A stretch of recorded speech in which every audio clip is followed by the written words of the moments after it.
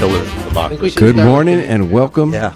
to Dateline New Haven on WNHH FM, your home for community radio. This is your host, Paul Bass, inviting you to look behind the headlines on the stories that make New Haven tick. I got a trigger warning, folks, before we go into this for all listeners.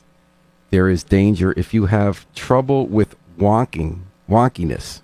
There's a wonk alert on this program. We are about to go deep into the weeds of political wonkitude, but with a purpose, which is the fate and the future of our democracy in America. So fasten your seatbelt or run out of the room screaming. Either way, we're about to go deep into ranked choice voting. Now, you might have read articles about that occasionally in The Independent over the years, but all of a sudden, millions of people are talking about it. Millions of people are doing it. And our question today is whether we're going to be doing it here in New Haven and in Connecticut. I'd like to welcome two people trying to make that happen. Steve Perlow, who's the steering committee member of the Voter Choice for Connecticut. Did I get that right? Jonathan Perlow. I'm sorry, Jonathan Perlow. Yeah, sorry, Jonathan. Did I get that right, though? Yes. I'm You're one in a of the group steering called committee leaders. Of Voter Choice Connecticut. Correct. All right. And then we have Alder Steve Winter of New Haven, who's got one of the more interesting wards he represents in New Haven, very diverse. Prospect Hill, slice of New Hallville, slice of Dixwell. Do you have anything else like Madison? A little bit of East Rock, like a few blocks of East Rock. Yeah. Well, his career has been great to follow. We've done that here. And Steve has been involved with Jonathan and others in trying to make our elections more democratic and ranked choice voting. Now, the reason you might have heard it before the trigger warning is that they just had a big election in New York, a primary for mayor. It's the first election of what will permanently be elections using ranked choice voting, where you get to pick for all the candidates you want, not just the one you think is the lesser of evils. So, Jonathan, I'm going to ask you in one sentence. We're going to get to the commentary later. Sure. But standing on one foot, can you describe to our listeners what ranked choice voting is? Sure, Paul, and thanks so much for having us on this afternoon. It's really exciting to be able to talk about this wonky topic. I love doing so. And wonky with a purpose. With a purpose. Our freedoms and our democracy. With the benefit. I'm going to ask you to get close to the mic when you talk. So very simply, in life, when we have multiple choices, it's not all or nothing. We don't have a first choice, and we don't care about the rest of the choices. And so we think that's the same way elections should work. So if there's more than three candidates, rather than saying, I like Steve and I don't really care about whether Paul or Jonathan is better, now we get to rank them. So You're giving me the reasons. The way it works is like, and you said three, they have to be more than three, it can't be more than two. More than two. So you're saying you go on election day, and right now in elections you pick one person for an office. You're voting for mayor, you vote for mayor. Ranked choice vote is different. What happens when you vote in a ranked choice? So in a ranked choice voting election, when you have more than two candidates running, so let's say all three of us are running for mayor, you rank them according to your preference. So Steve is my first choice, and I won't get into why, but if Steve doesn't win, Paul's my second choice. Good pick. Steve and third choice is Jonathan, since he only lived in New Haven for 1 year when he was one. So in other words, you get to vote for more than one candidate. Exactly. You get to vote for all the candidates you want, and you put them in order. Exactly. So if there were four candidates for mayor, you could vote for one, you could vote for two, you could vote for three, and you could vote for four. Correct. And you put them in order of who you want. Right. And you don't have to. If you just want to go in and vote for your first choice, that's fine. All right. So that's, I was showing Jonathan a headline before we went on the air, Steve. Everyone was convinced it was going to be so confusing, ranked choice voting. And of course, some people are confused. They're confused in every election. I've been confused sometimes when I go in the Valley booth and I cover elections. I sometimes get a little confused about how to fill it out. And in New York yesterday, there were 13 candidates. So some people said, I'm confused. There's so many candidates.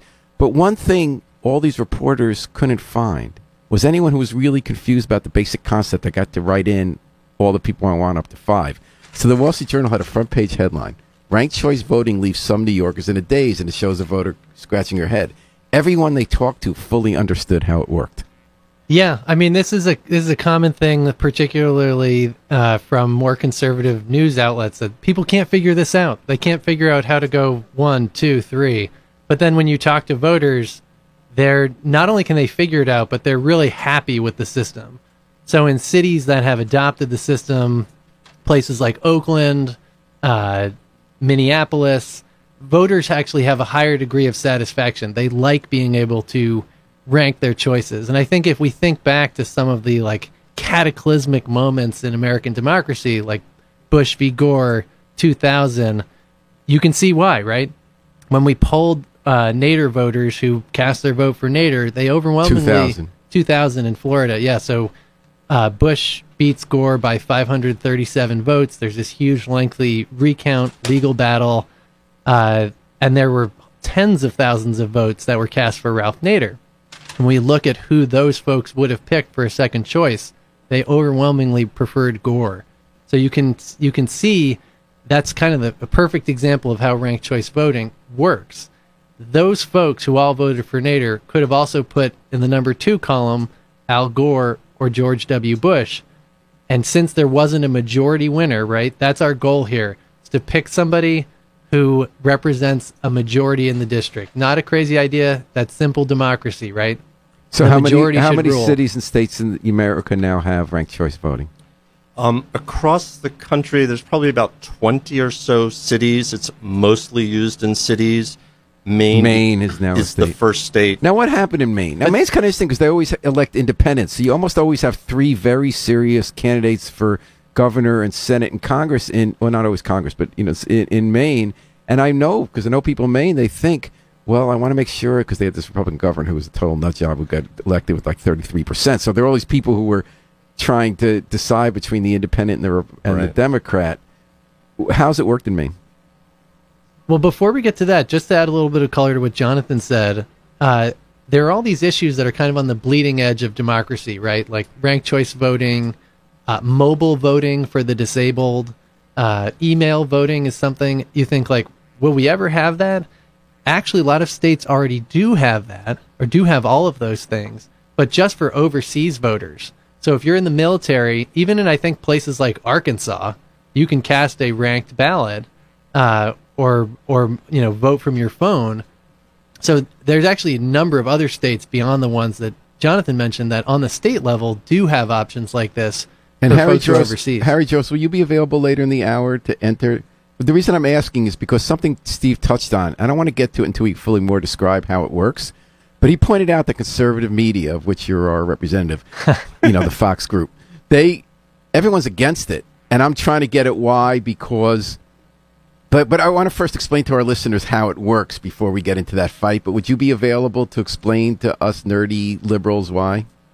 No? Okay, we'll do our best at speaking for you. Well, and it's interesting. So Steve pointed out in 2000 the Gore versus Bush versus Nader, but in 1992 Perot. It was Perot. Right, so Clinton. I think we're pretty confident that Bill Clinton would not have won. Correct. If we had ranked choice voting in 92. So, this is not a liberal versus conservative thing. This is, quite honestly, when people say, so who does this favor, Democrats or Republicans? What we say is it favors voters because they get to express their true preferences. Mm-hmm. And it also favors whichever party really does best represent those voters. Yeah. Mm. So, if you're a hardcore Democrat in Connecticut and you're thinking like, I don't know, the system seems to be working pretty well. We've got control of the legislature. If you're confident that you really do represent the voters, then you should be all in favor of this. But let's accept reality. We have 3 white liberal progressive people who really, I've seen what you guys are in favor of. Like, we're in favor of gun control and all that kind of good government stuff. And it is Fox News and the Trump people who are reflexively against this. I mean, although Maine's different, but Maine is back still as a place where Republicans aren't nuts. Well, but it was the main Republican Party that continually challenged ranked choice voting. So I was hoping to get our station manager, who really does mainline that media, to explain to us, and he was reflexively against it when I came in. He was bringing up talking points from the media of all the people who were confused. Utah is a good counterexample. There are cities in Utah, very red Utah that are doing ranked choice voting as well. So they're red, but they're not Trumpy. Utah is a place where, the CIA guy ran as an independent Republican, where Mitt Romney voted to accept elections that were elections. Well, anyway, so Harry Drost, who's our station manager and our resident Trump guy, why do you guys hate ranked choice voting? All right, first off, I don't. Oh, you don't? But Okay. here's the thing, and my point with Paul, he always takes me out of context. My can't imagine point that. with Paul when I came in is that talking in generalizations, oh, this is easy. Most people on the ground don't understand it, right? So I took a poll because I knew what you were talking about. You were going to talk about on your show, and I asked the people here in the office. Not one of them, except until you and Emily came in. Not one of them understood it, and not one of them was interested in it. That's true about interested. I'm going to bring that up too, because that isn't just liberal. That's a matter racial. of education, and I think we can address that. I think New York City actually did a great job addressing it. If you look at the number of ballots cast in this primary, it's almost double what was cast in the last primary. Not, but 2013 is the relevant comparison. So in 2013, when they had a competitive Democratic primary for mayor in New York, there were I think 700,000 to 800,000 votes cast. So we're in the same and same no, neighborhood. this is more. There's This more. is They're more. going to get close Okay. to 1 million. They had 800,000 on the day, another 100,000 late, and they haven't gotten them all in yet. So I guess, Harry, here's the point. Can you? And Harry brought up something really interesting. It's not just about liberal conservative. Whenever we bring up good government reforms like clean elections and stuff, I find that people of color are really not interested. And in New York City, it was black Democrats who went to court to try to stop ranked choice voting. So we can unpack that later. But Harry, what about this? Well, When you say it's the lack of trust of the government, right? and whether solutions work, that whether it's going to help them in the end. Well, the thing is that if you don't trust the government, actually, look, you put in your 5, best choices, Right. and you say to yourself, all right, wait a minute. Now, everybody I speak with likes this guy, and yeah, we put in on our 2, 3, 4, 5, and somebody else ends up winning. They don't trust that process. Okay, So, so but what can you say to people? Here's what ranked choice voting is. You get to vote for as many people you want in order. Done. You get to vote for 1. Yeah. You get to vote for 2. You get to pick. All the people you want, you vote for, you put them in order. I agree there's complicated stuff that comes after. But is that really complicated to people? Well, no. Everybody understands that portion. I think I agree it's complicated and how it plays I out. think we're splitting straws here. The thing is that it's not so much. They don't understand how government is going to work this out. Okay, I think it's a lack of trust in government, and instead of I don't understand how to take my top 5. Everybody knows how to do that. Okay, so okay, I got that, Harry. But now, right now in the country, 40% of the country doesn't believe that current elections are fair and that the electoral college Okay. works. And We're not going to get into this because you have guests. right. But I'm saying that's true about all elections, but there's a not reason. ranked choice But there's a voting. reason for that, Paul. And again, it's government, right? So you have local governments, state, Secretary of States, all around the country who suspended the laws, right? So, Okay, you're right. Can We're I gonna jump get in? in order for a to second? get more votes, Okay, right? Jonathan. Okay. So the Attorney General Barr, who's no liberal last time I checked, came out and said this was the securest election in the nation's history. Okay. There was no evidence But of Harry's not systemic- arguing that. Harry's arguing Well, he said that during he said that COVID we made it easier to vote. Yeah, But he said voters don't trust the elections, But but there's no. who trusts Barr? You were saying that voters don't trust But who trusts Barr? Who trusts Attorney General Barr? See, this is the thing. Okay, we're going down the rabbit hole. Right, you're Yeah. confusing me with being some lunatic Trump supporter. Okay. But No. I think what Harry's getting at is a really fundamental question. People don't about, trust. No, about whether or not we can have democratic government anymore in the age of like social media and nobody trusting the media and people and a large segment of society not trusting the government. If you fundamentally don't even trust the government to count votes, then you're really in a big problem. And it if is we true. want to have a democracy, Right. we have to be able to trust the system of how votes are counted. Right. And I think like when yesterday, and media is the biggest issue, right? Because media has been Okay, we're going to get a rabbit hole on that one. media Okay. has been playing around with the information. Okay, we're gonna get a rabbit hole on that one. But I think so you you two can't agree trust that- any media. So right? you You two can't agree- trust Fox News. You can't trust CNN. You can't trust MSNBC.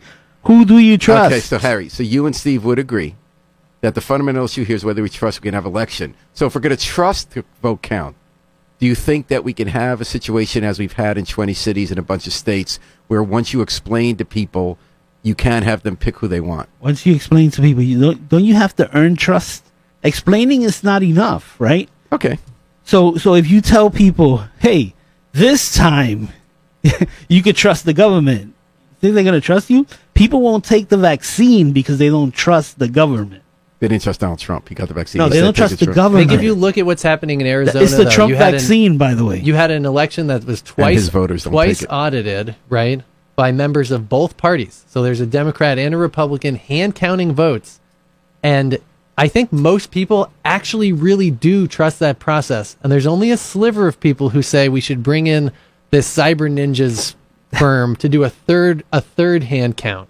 I really think at the end of the day, most people do still believe in democracy and that we can fairly count the votes. Yeah, and then it's a if we question can of fairly count the votes, I'm with you. Well, All there's right. been no- If it's you and I in Yeah. there, right? But if it's you counting and they tell me to stand 12 feet away and I can't see what you're doing, then I don't trust the process. Okay, that's a rabbit hole. We agree on that. It's not a rabbit hole. It happened. No, I'm saying we can keep going on that. Okay. Okay. Okay. You're listening to Dateline New Haven on WNHH-FM. You have That's the thing. ignored our trigger warning and gotten into the depths of a wonky right. issue, That's which is right. ranked choice voter. And I would like to get deeper in. And Harry, thanks for explaining. Never pull it to us. Harry in like this. Okay. No, it was good. You really did clarify what the issue is. Okay. And Thanks, Harry. we got Jonathan Perlow, who's steering committee member of Voter Choice Connecticut. Harry Jones is our station manager and resident interpreter of the popular will, and Alder Steve Winter. So ranked choice voting, we got to the easy part. You get to pick all the people you want in order. If you want to vote for one person, you can vote for one. You can vote for two. You can vote for three. And then there's a medium part that's sort of easy to explain, and then a part that's really complicated, I would argue. So step 2 is how you count it. Tell me if I got it right. So you got your first round. You pick all the people you want. If nobody gets 50%, they eliminate the bottom person. And they take that person's second choice and add those votes to the existing candidates. And you keep doing that until somebody gets 50%, correct? Exactly right. Yep, that's it. Now, let's say I voted for someone who got eliminated in the first round. My second choice goes to a candidate. Let's say that candidate then gets eliminated. Does my third choice then count in the third round? Well, as long as if after 2 rounds nobody got Yeah. a majority, and so you then eliminate the next person with So the fewest just- votes. And people will say like, "Wow, that sounds pretty complicated. No one will ever be able to wrap their head around it." But I think the funniest part about this whole ranked choice voting conversation in New York is that New York already did ranked choice voting. They had ranked choice voting from the 1930s to the 1950s, and nobody had any problems with it then. People are smart enough; they have enough common sense to get how these things And work. we've had 2 ranked choice votes in New Haven in Yes, the past that's year. right. We decided what should be the color of the bridge at Grand Avenue. We fixed Right. Grand Avenue Bridge, and it was really fun. People got into it. And then we were renaming a school, Columbus School, and you had a lot of people. And something funny happened with that one. So this happened a month ago. All these people voted with their first, second, third choice for what the school should be named. But there were 4 different selections with a variation on 4 wins. So they were done, and one did get 50%, but other people said, but we want all the 4 wins votes got scattered to the win. So they redid a second round with just 1 4 win, and then the other one, and then 4 wins came within 1 vote. So no one was confused, I think. I think New Haven does know how to do ranked choice voting. Are we trying to get ranked choice voting in Connecticut still? And if so, how? Yes, absolutely.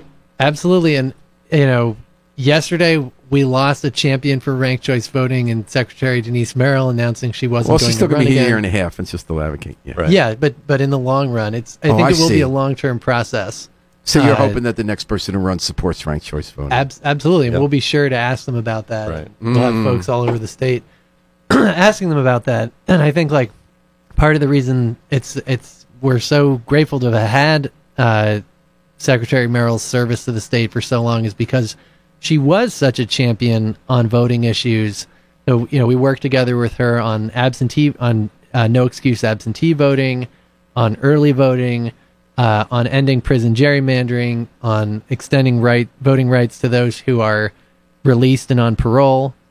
And Automatic voter registration. Yeah, automatic voter expanding registration that. was just codified into law and expanded to other state agencies beyond the DMV. Oh, okay. Permanent absentee ballot drop boxes. Yep.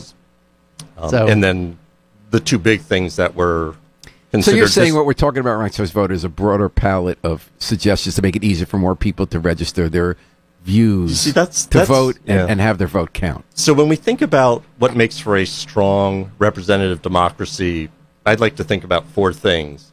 One, as many people as are eligible should be allowed to vote. And so that's things like extending voting or reenfranchising parolees.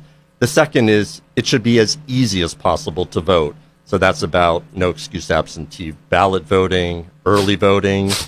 Third is we want to have secure votes. So the issues that Harry was talking about in terms of trust, you want to believe that if you cast your ballot, it's going to be counted and counted correctly. And so if you think about what we did this year, making the absentee ballot drop boxes permanent, I think would go to sort of integrity as people worry about mailing their absentee ballot back and will it arrive. And then the fourth thing is once people cast their votes, is the election outcome, is the winner actually representative of the electorate? And that's what ranked choice voting does by making sure that the person who wins has majority support. That's really interesting. So then let's get to the why. So a lot of times in America, we have a winner-take-all system. So we say, I have to vote not for the person I would like to be mayor, congressperson, governor. I'm voting for the person I think has the best chance to win to stop the person I don't want. Exactly. So this says that you don't have to do that because you vote for the person you want first, but if that person doesn't win, then your vote will count for the next person. And as you gave the examples of Perot and so you think that'll produce it. Yeah. Now, one thing I want to pose to us is so people like us who came before us and since have always tried to think of ways to make government more representative, elections fairer, cleaner, came with ideas like political action committees to get money out of politics and things like that. Sometimes our best intentions go awry and they have unintentional consequences, right? So political action committees, if I have the history right, correct me if I don't, came out of the Watergate scandal. We said we got to get money, B.B. Rebozo, the money laundering, and we said let's form these political action committees as a way to get big money out of politics. They became the new vehicles for getting big money in politics in a new, less transparent way, despite our best intentions. So now we were trying to have PAC reform. And then it went really south with Buckley versus Vallejo Supreme Court decision where corporations were people and forget it, there are no limits what they could give. With ranked choice, and then I want to bring up part. So I think this could be wrong because I'm making assumptions, so correct me. People like us often said, well, Europe has a parliamentary system, so their parties stand for something. It's not winner take all, two parties controlled by the same big money. So they really have better government because people are more representative government. They can vote for ideas, not just personalities. Then we see Italy where they have a new government every 7 minutes. Israel where they can't have a government for four elections. And some people say, maybe we weren't right. Is there anything about ranked choice voting that will end up doing the opposite of what we want? Well, one thing I would point to is that Ireland has been using it for a century, and Australia has been using it for quite a while. And where it is being used in the United States, which is mostly municipalities, voters are satisfied with it and want to continue using it. In Maine, you talked about the impetus in Maine was the fact that they kept having three-way races, and the independent with less than a majority was winning. And so Maine voters voted in referendum to adopt ranked choice voting. It was then found to, it was violated the state constitution for state elections, and the Republicans in the legislature essentially overturned it. It went back on the ballot for a second referendum, and voters came back and said, we really want this. And they had it, and now they're actually trying to amend their constitution so they can use it for statewide races. Oh, they still can't use it for governor. Correct. That was the big reason, my understanding. Right? The governor was the issue. Right. But the fact is, it is being used, and so far there's... But I think Jonathan's getting a little in the weeds here. I think when we look at unintended consequences of making democracy more representative, we look at things like, increased voter turnout, right? Increased voter satisfaction, and surveys show that voters really like this. By the way, I think Harry would love it if it actually got into practice. Yeah. Harry loves politics. He gets really interested in all the different people running and all their ideas. I think he would love to put his people in order. I hope I didn't speak wrong for him. Yeah. We also see more women candidates running for office, right? So this is a way of opening the door to candidates who say, I don't want to run. I don't want to be the spoiler. I don't want to throw the election to somebody else. So it's a way of bringing more women into politics. More women also win office at a greater rate in cities that have had ranked choice voting. Now, how And we- often does one We thing? see similar dynamics for people of color. And in the I cities want to in get the to Bay that Area. because people of color have opposed it. Certain people of color, not all communities, but people who have an entrenched interest in certain offices. But first of all, what about the outcomes? So one argument we made is that you campaign nicer because you don't want to turn off somebody else's voters by attacking them too much, right? Wasn't that one of the theories That's- here? We'll have a better that level is discourse. That didn't happen in New York. Not we had so we had much. 13-person field, 8 serious candidates, 5 that you could pick. And, in the end, when Adams was considered front-runner, Yang and Garcia attacked them. When Garcia stopped being a long shot, they attacked her. Did it help? Would there have been those attacks anyway? Or did, Adams felt there was a stop Adams movement because Garcia and Yang were campaigning together? So it probably wouldn't have been any better in New York City, and New York City is, I guess, a pretty nasty place, perhaps, when it comes to politics. There are surveys done in other municipalities that use ranked choice voting where people did sense a lowering of negative campaigning. And by the way, having watched New York elections for over 40 years, I think this was the least nasty I've ever seen. Okay, well, there we go. We proved the point. Remember Koch, Cuomo, vote for Cuomo, not the homo. Remember, right? Yeah. That was Andrew Cuomo, apparently, who spread that. Sorry, on the weeds. Yeah. And, when Giuliano ran, that was deep. That was like, let's get more plungers on more Diallos. That was Really? rough. Yeah. Yeah. I think anytime you see two candidates campaigning together, that is highly unusual. So even if that only happened once in New York, that's amazing. And like Jonathan said, it's a tough political town. So I think that shows that there is a way for folks to look at this and say, okay, this is more positive. And it is fun to participate more. It is fun to think about voting for several candidates and pay more attention to elections. Yeah. That's a good thing for which democracy. actually gets people to think more about the candidates, and that's good for democracy, as opposed to just walking in. It's like, well, I'm a Democrat, so I'm going to vote for the Democrat. And So there job have been done. hundreds of elections with ranked choice voting in the Yes. country. And I think there are only one case where a mayor's race was overturned, and it almost happened a second time. In Oakland, there was a mayor's race where in the second or third round it got overturned. And then in San Francisco with London Breed, it came close. Overturned in terms of the outcome From was the different. first. Yeah, that's what I mean. right, That's what I right. mean.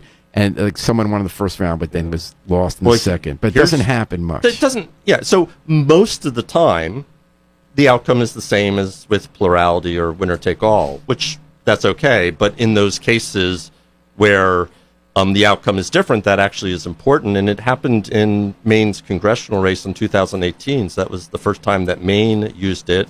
In the first congressional district, I believe it was, there were 3 candidates running.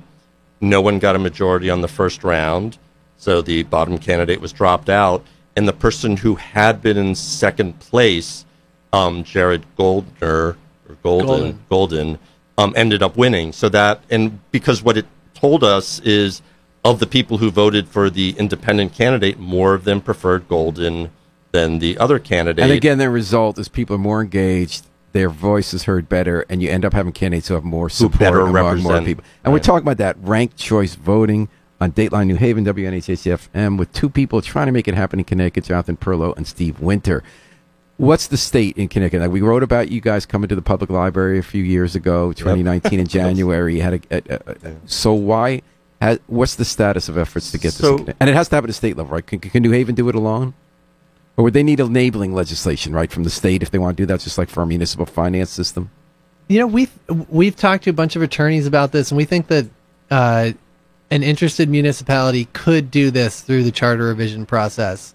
If I they thought were our election laws, though, have to be approved by the state. It depends on how the municipality, whether I'm not an expert on that detail. So, but so here's the history of ranked choice voting in Connecticut. Steve and I and a bunch of other people came together end of 2018. We had successfully gotten the state to join the National Popular Vote Compact. And that's where states agree they're going to honor whoever wins. Right, whoever instead of the Electoral College determining Right. the winner, it's the one who. It's an end run without changing the Constitution.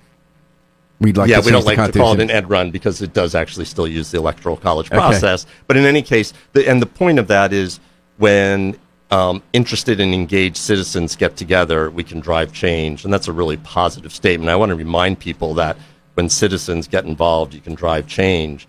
So we were kind of looking for the next thing to do, and were approached by the group in Massachusetts that was working on ranked choice voting. We came together, and on our first try, so this was in 2019, a bill was introduced by Representative Josh Elliott, and it was raised in the Government Administration Elections Committee, voted out of committee, and it was passed by the House on a 75 to 70 vote. So that was on our first try. Was that by party?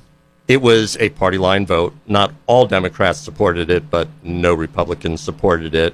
It didn't get called in the Senate for a vote, and for those of you familiar with kind of how our legislature works, things get really jammed up at the end of the session. Right, you got to have some high power person carrying it over the line. Exactly, and we didn't really have a... But that is great for a first try. First try. 3 months after we came together, we got the bill passed. And let me be clear about what the bill was. We weren't asking for Connecticut to adopt ranked choice voting out of the gate. We were asking them to study how it would be implemented, because there are a lot of implications, and we don't want to kind of rush headlong into it. And by the way, is instant runoff voting the same thing? Yes. Yes, exactly. Or is it a form of instant runoff voting? There are other forms of instant runoff? Well, there are other forms of ranked choice voting, but the one that we're focused on, the one that virtually everywhere else is focused on, is called instant runoff voting. Yeah, or single transferable. So what happened in 2020, COVID? And so then we came back last year because change takes time and patience. Last year, we got our supporters to advocate to the committee chairs of the Government Administration Elections Committee. They raised the bill again. There was a public hearing, and then COVID hit, and everything came to a screeching halt. So nothing happened last year. And actually what we did, and Steve was talking about this earlier, most of the people working in this movement care about strengthening our democracy, and there's a variety of ways to do that. And so we really got behind the expansion of absentee ballot voting and put a lot of effort into that. And I think we can take some credit for moving that forward. We came back again this year. Bill was again introduced. This time the bill was introduced by 10 legislators. It was co-sponsored by another 28 legislators, but we were not successful in getting it raised in the GAE committee. And we kind of went in knowing it was going to be a tough, tough sell.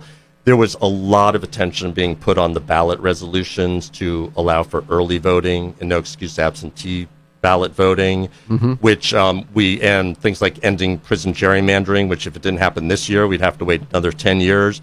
And so we are, we collaborate and with other people in sort of the election reform, voter access coalition. And that's where the focus was, on those two ballot resolutions, and there just wasn't enough time to take on some of these other things. That being said, the members of the GAE committee very clearly heard from our supporters that this is important to them. They received hundreds of emails. A number of the committee members mentioned that they got more email on this topic than any other topic. So, but you'll be back next year. We will definitely be back next year. And you'd be looking for a study bill, or you thinking maybe go for more? We still are focused on the study bill. We think that's the right first move. It is a process. We want legislators to get comfortable with the idea. We want the Harrys of the world to get comfortable with the idea. And so, it's a significant change to how we vote. And as Steve said, if we had to do it through a city charter, which we don't know if we can, I'm still skeptical about lacking municipal state enabling legislation. We only get to do that once every 10 years in New Haven. And next year's our year, right? Isn't next year's charter revision? Any movement to have that on? It's definitely something that we should think about, perhaps for the mayor's race. I think that would be the most applicable. And for primaries, right? Or not just primaries. No. I look at who was against it in New York. And first of all, at least from my observation, you probably have data to contradict this. I never see blacks and Latinos who are in political positions supporting it in any great numbers. And on the activist level, it's not that people oppose it. That's not where they're putting their priority. So everyone was white at your meeting, right? And you guys were right. It was not, it's legal. But, why is this is not a high priority or big sell in the minority? So when you look at the majority of Black Hispanic caucus on the board of alders, which are elected officials, we might run into the same problem where they feel their power is threatened. Even though in New York, Eric Adams looks like going to win. If he doesn't win, it'll be so Wiley will be the next one. So it will be a black person who will have won that ranked choice either way. But there is this feeling among black elected officials this isn't good for them. This is a white thing that's going to help white liberals get elected. I don't think that's true. I think we've had activists and elected officials in other parts of the country of all. Okay, and you pointed out it was demographics. Republicans in Maine who went to court to stop it, and it was black Democrats in Yeah. New York who went to court to stop And it. Yeah. the legal challenge in New York City was that it was being done too fast and that the voters weren't ready for it. And the court didn't agree with that position. And New York put a lot, and it was particularly around the special election that happened in like January or February. So I don't know that their argument was this isn't good for black and brown voters. It's that they were doing it too fast, and therefore it would confuse people and disenfranchise them. I don't think that actually turned out to be the case. There really was a lot of effort put into education, which is absolutely important. There does need to be an educational component, which is one of the arguments for doing the study bill, because over time we are slowly educating voters on ranked choice voting, how it works, its benefits. All right, we're listening to Dateline New Haven. We're talking about ranked choice voting with two of the biggest advocates in Connecticut, Jonathan Perlow and Alder Steve Winter. I'm your host, Paul Bass, who is totally in the tank for this and loves it, but is acting as the devil's advocate, trying to press them to the wall. But I think if we look at cities that have adopted ranked choice voting, we do see more candidates of color running and winning public Right. office, and I think you could argue that that's a problem that's largely been solved in New Haven. But I think we still need to look at beyond just what's going on today. We need to look in the long term about what are the things, like Jonathan said, that are going to make our democracy stronger and more representative. And I think this is certainly one of them. So, Steve, you practice democracy at the most grassroots level, the most fundamental, and I would say the most meaningful level. You're an alder. You represent 1 out of 30 wards in New Haven, and you actually have to fight like hell to win some of those elections. You know what I mean? How do you, from your perspective, someone sitting on a board of alders, running every 2 years to convince a very diverse, probably the most diverse ward around to elect, what is the state of democracy in New Haven? How, from seeing it up close, what have you decided after, 4 years?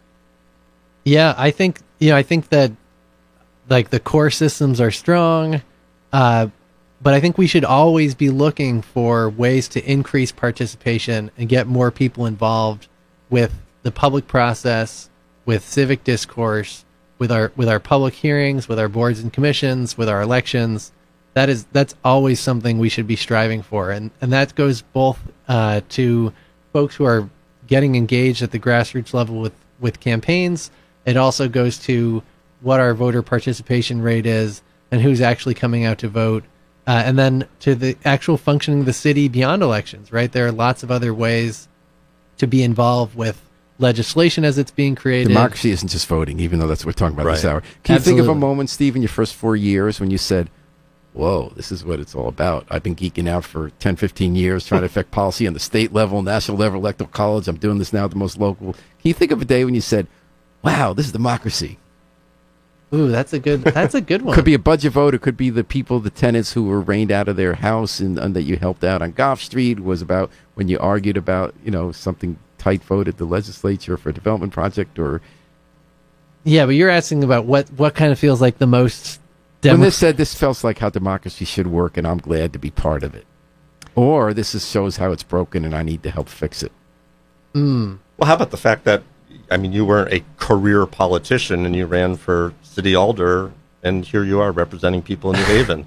That's Well, no, democracy. he worked in campaigns. He wasn't the Yeah, but he candidate. wasn't an elected official. Right. I feel like the work that the public and the Board of Alders did with the Civilian Review Board was a really good example of, there being a really strong and engaged movement to accomplish a goal, and then the city and the Board of Alders working to try to accommodate that as best as we could. And boy, within- did you sit through long meetings with people, very strong opinions Yeah. on all sides on that one. Yeah, I think that you gave up a big chunk of your life for that one.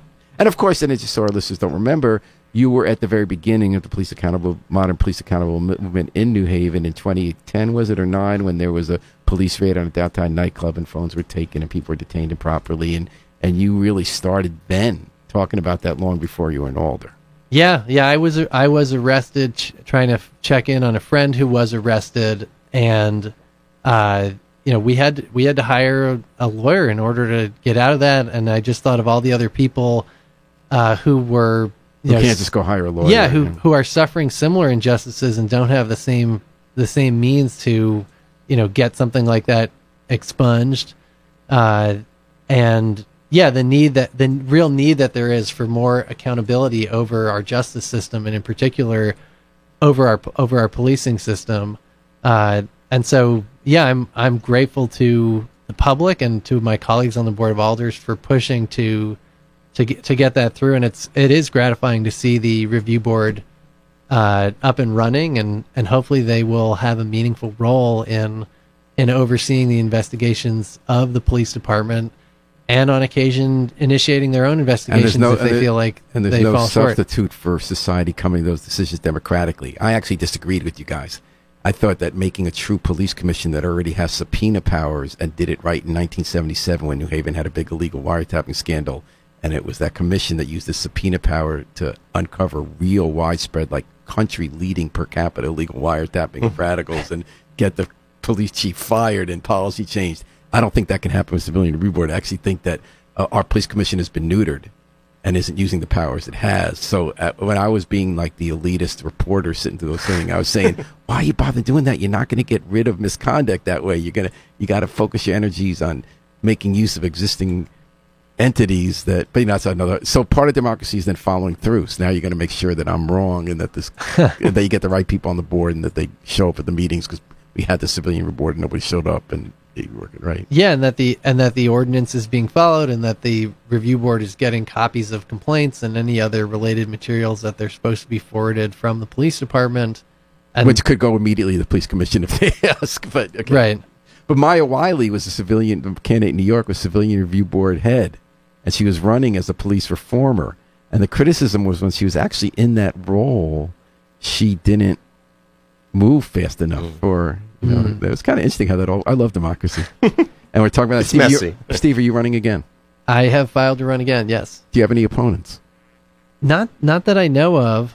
You had one of the few races, if I'm not. No, it was a different ward where we could have had ranked choice voting. Didn't we have 4 candidates in one, but one guy missed the filing at the last minute in the elevator by a minute? Yes. Was that your ward? Was that was my ward? So you actually had 4 candidates who became 3 and then 4 in the general. That's Would right. it have been different with ranked choice voting? Probably not, because you had more than 50%, a lot more than 50%, right? Yeah, not in that There would case. not have been a second round. Yeah, but I think that's why it is important that we're educating both the public and elected officials about how this system works, because they're used to getting elected the way that they've always gotten elected, and legislators, especially alders and state reps and congresspeople, feel like they're insulted and something horrible's been done to them if they have an opponent.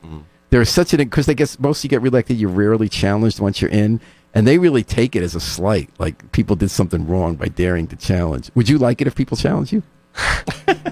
And you have to work your butt off again, ride your bike everywhere? Yeah, it is. It definitely wears down your shoes. But I think that there's certainly benefits to that. It is hard. It's difficult, but at the same time, everybody I think will get out there and talk to their voters, whether or not they're being challenged. But you certainly will if you are being challenged. I'm bringing back the ranked choice voting. So, like you guys, I spent a lot of time thinking about systems. What would make elections work better? But might one argue that while that's definitely important, what's more important is that the people participate in democracy, demand to be heard, and conduct themselves legitimately and accountably. Like, for instance, when Steve won his election, he kept his door open to the person he defeated. And that person's voice was heard, and there was no calcification, and that worked so well.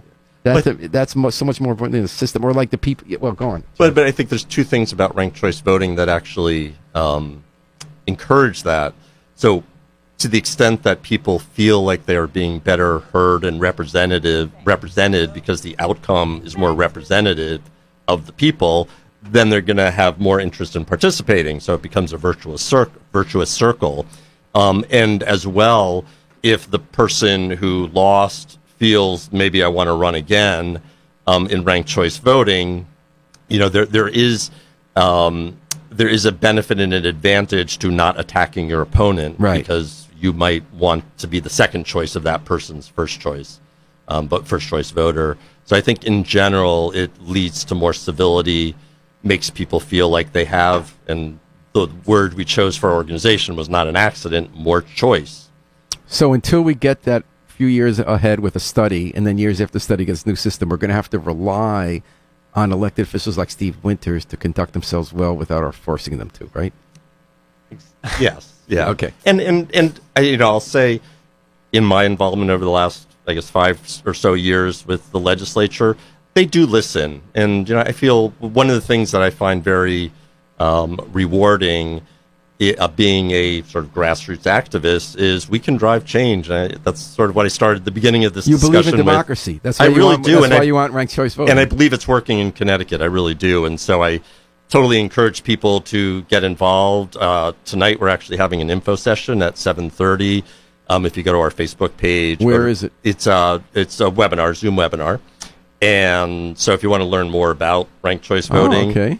Go to our Facebook page. There's an event there. You can register for the Zoom. And in general, you said R. Some people might not have heard the top of the hour to know who R is. Right, the Voter Choice Connecticut, Voter Choice CT Facebook voter page. or voting? Voter Choice Connecticut. CT. Yeah, or CT. Go to Facebook, Google it, and that's how you get involved. Yeah.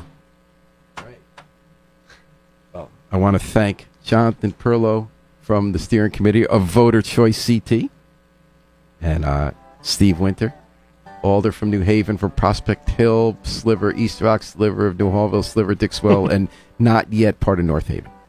Not yet. Running for re-election. Running for re-election. In a non-ranked choice election. That's for right. Now. For now. You'll only be able to pick your first choice. Yeah. All right, but you'll work on that so that other people can give you a harder time in the future. Hey, thanks for listening to everyone. Thanks for coming on. Thanks to Harry Drost, the station manager, who keeps the show running on so many platforms and pops in to help us understand what America really thinks. We're going to take it out with the Afro-Semitic Experience performing I Wish I Knew How It Would Feel to Be Free. Thank you so much, Paul. Really appreciate the time. Thanks, Paul. And this is Paul Bass inviting you to fly free with us all day and all night at WNHH, New Haven's home for community radio.